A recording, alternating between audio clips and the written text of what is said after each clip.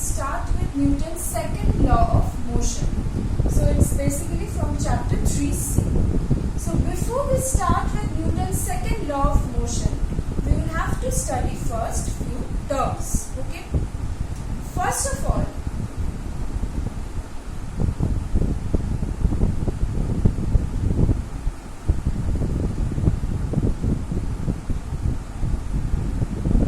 this physical quantity, linear momentum, or simply in your class you can call it momentum. What is this? This is defined as the product of mass and velocity. It is defined as a product of mass and velocity. For a body moving with mass, say small m, a body of mass small m moving with velocity v, we say that it is possessing the linear momentum denoted by small p. P equal to m into v. So, a body which is heavier will possess more linear momentum than a body which is lighter. Again, a body which is moving with more velocity will possess more linear momentum. So, obviously because this is directly proportional to m and also v. Fine. So then what can be the unit of linear momentum? Mass has a SI unit, kg, and velocity has a SI unit, meter per second. So linear momentum P has a SI unit, kg into, that is kg meter per second. What can be the CGS unit? Mass CGS unit is gram, velocity centimeter per second. So, gram centimeter per second, CGS unit of linear momentum. Again, if velocity is a vector quantity, that means linear momentum is also a vector quantity. Okay? So, linear momentum is such a physical quantity which is described as a product of mass and velocity, and it's a vector quantity. And what will be the direction of linear momentum? About, say, this marker is moving with velocity in this forward direction. So, it is possessing its mass is small m and it's moving with velocity v. It has got linear momentum mv. In which direction is the linear momentum acting? It is in the direction of motion. That is the direction of velocity, because velocity gives the direction of motion. So, linear momentum is a vector quantity and it follows the direction of the motion or velocity. Now, next we come to, we have said that P is equal to mv. Now, when we denote in physics, even you will learn in maths also, we denote small change in any physical quantity. We denote it by delta. This is the delta sign. Delta P means small change in linear momentum. So, you will find the exact formula is not given in your book. Only the portion which is needed for you to know, that's given. But just for your knowledge, I want to mention, this means delta mv. That means the change in product of mass and velocity. If delta p means the change in linear momentum, that means the change in linear momentum is this. So the change in mass into velocity. So actually when we open this bracket, we have to follow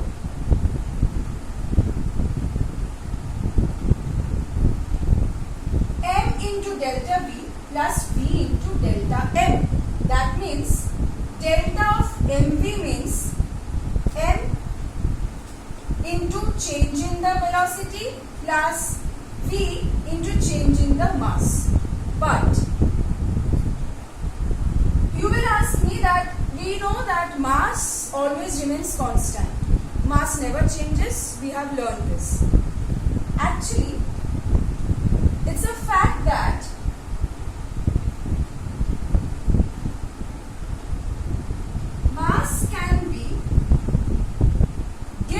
in the form of m equal to m0 by 1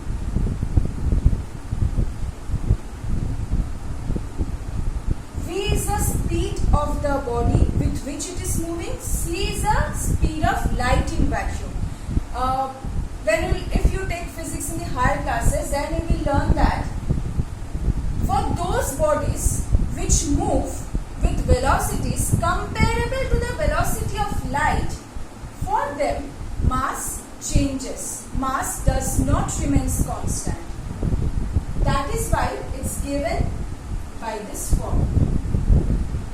But when you just imagine when this quantity is very small, that means basically v square is very less than c square.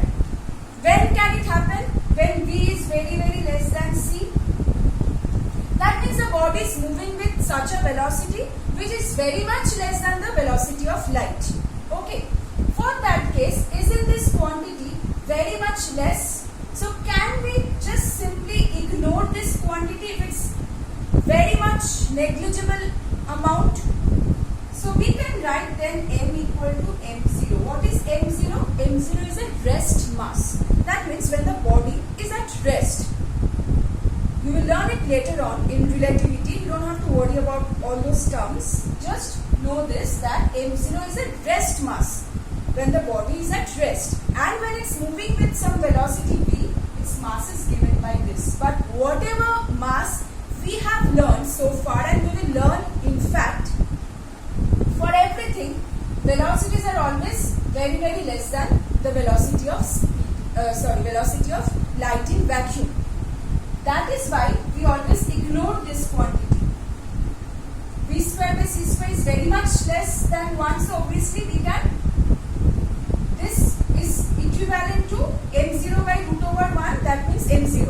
So m equal to m0. So basically, whenever we consider mass, we consider the rest mass of any body. The mass of this marker is the mass when it's at rest. We don't consider the mass when it's moving with some velocities or everything. So that's the mass we know. That is why delta n is 0. Okay. Delta n is 0. If we are considering this mass, that means this case, then the mass is the same as the rest mass. That means mass is not changing. Had it been moving with velocity comparable to the velocity of light, then its mass would have changed. But we are considering the bodies which are moving with velocities less than the velocity of light. So the mass remains constant. That is why we can say delta n is 0, and we are left with only this form. If this is 0, we are only left with this. That is why the change in momentum is equal to m into delta v. Mass constant into change in velocity. Okay? Then, if this is very important, okay, you get this type of question in exam, that what is the criteria for when we will do the Newton's second law also, then also you have to mention the same criteria. Just follow that this is the criteria, that mass will remain constant. That is, velocity of the body is very much less than the velocity of light. So, we are only left with delta p is equal to m delta v. This is the change in momentum. What will be the rate of change in momentum then? Simply delta p by delta t. Right? That is equal to m. What can I write? Delta v by delta t. What is it? Rate of change of velocity is acceleration, denoted by small a. See, delta p by delta t is mass into acceleration. Okay. Remember this equation. We'll come back to it. These two, all these equations are very important. Okay. Now, so we have got that delta p by delta t is equal to m into a. We have got mass into acceleration. So rate of change of linear momentum is is equal to mass into acceleration. Now, suppose two balls are moving. Okay, one cricket ball and one tennis ball. Now, obviously cricket ball is heavier than the tennis ball. Now, they are moving with same velocity and you have to apply force to stop the two balls. In which case will you need more force? For the cricket ball, because its mass is more. Notice the case. In this case, acceleration is same in for both the balls. Say both the balls are moving with same velocity, and when you are stopping the ball, they are coming to rest. Change in velocity by time is acceleration, same for both the balls. What is different then? Mass is different. So we are finding that when acceleration is constant, force is directly proportional to mass.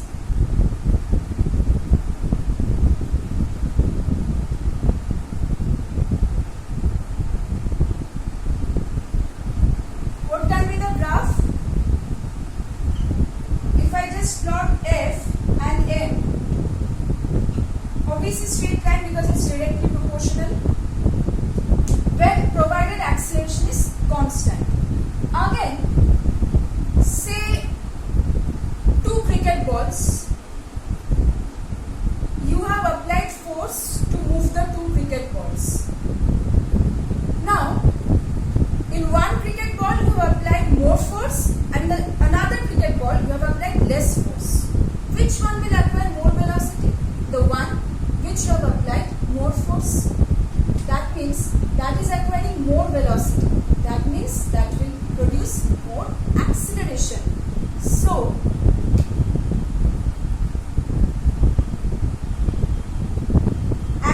we can actually say acceleration is directly proportional to F when M is constant. Or we can say force is directly proportional to A also when M is constant. Mass is constant in this case because cricket balls, both the balls have same mass. So combining these two equations, what will be the graph in this case? Same. Straight line, whenever you have directly proportional, that means it will increase uniformly. With this change in this value, this will increase uniformly. Okay. Now combining these two equations, can I write F is equal to, F is directly proportional to MA, therefore, right? So can I write F is equal to some constant K into M into A, because in order to remove the proportionality sign, we need some constant. Now the units of F is chosen such that when M is equal to 1, A is equal to 1, F is equal to 1, K comes out to be 1. So we get the relation force is equal to mass into acceleration. Force is equal to mass into acceleration. Now can I say delta P by delta T equal to M into A, we have got earlier, rate of change of momentum is equal to mass into acceleration. Can I write from this too that delta P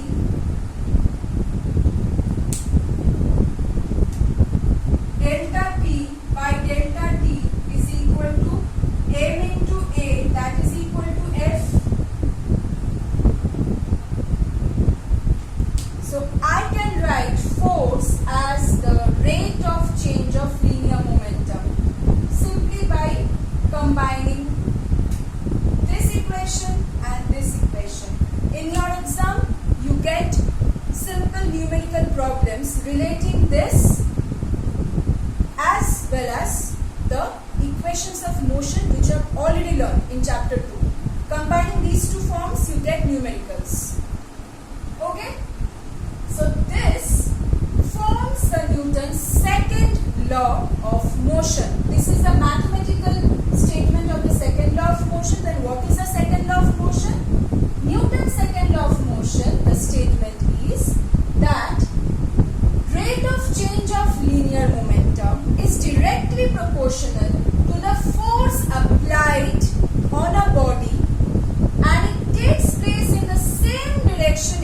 which the force is being applied. Okay? If I am moving this marker, I am applying the force in this direction, the rate of change of linear momentum will take place in the same direction. First of all, it's directly proportional to the force applied. If you apply more force, then more change in linear momentum will take place. And in which direction will the change take place? In the same direction in which you have applied the force. This forms Newton's second law of motion statement. So, okay.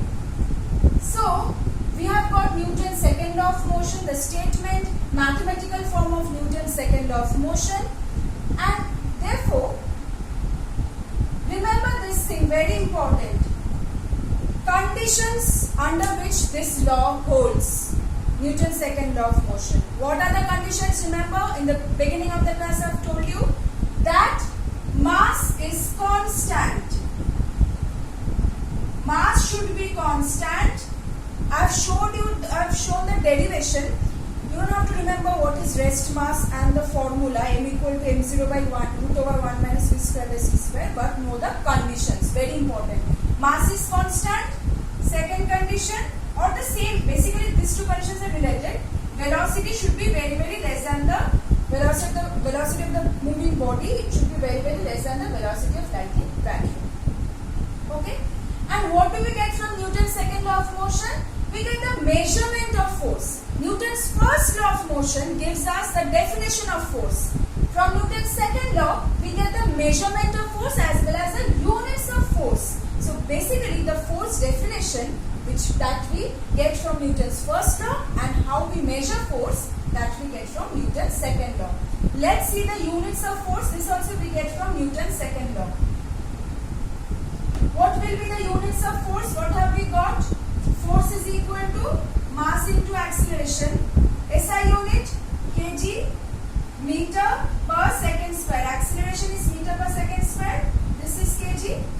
This is written as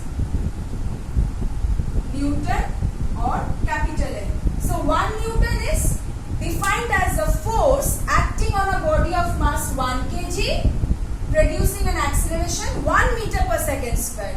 Obviously, CGS unit gram into centimeter per second square. This is defined as dyne. CGS unit, this is the SI unit, this is the CGS unit. One dyne force is defined as, therefore, the force acting on 1 gram of a body producing acceleration 1 centimeter per second square. Okay? Now, just see this. 1 Newton is equal to 1 kg into 1 meter per second square. 1 kg is 1000 gram, meter 100 centimeter per second square. So, can I write this as 10 to the power 5, 1, 2, 3, 4, 5 gram centimeter per second square? That is equal to 10 to the power 5. What is this? Just now we have learned dyne. That is why we say 1 Newton is equal to 10 to the power 5 dynes. Okay? This is the relation between the SI and CGS unit of force. Now you have few examples of the second law of motion in daily life. Let's just go through them once. Okay. First of all, see the first one. While catching a ball, the cricketer withdraws his hands along with the ball. Why? Because when the ball comes with certain velocity and when he stops the ball by catching it, the ball comes to rest. Now, delta P by delta T. Delta P is M delta V by delta T. We have learned just now. Mass is constant provided. That means change in momentum will be, it basically depends on this as well as this. So just see the change in the velocity which is taking place. Velocity, its final velocity is 0. That means the ball is coming to rest. Now, if delta t increases, what will happen then? If delta t increases, then if this increases, this whole value becomes less. Denominator is more, the whole fraction value becomes less, force will be less. That means it's ensuring that the cricketer won't get injured.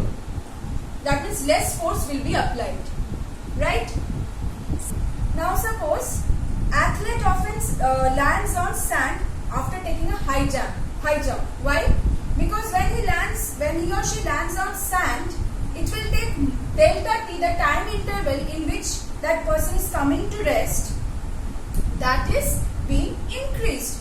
While if he or she falls on floor, instantly then he or she will come to rest. So delta t decreases, f will increase. That means if this is less, the whole value is more, force will be more.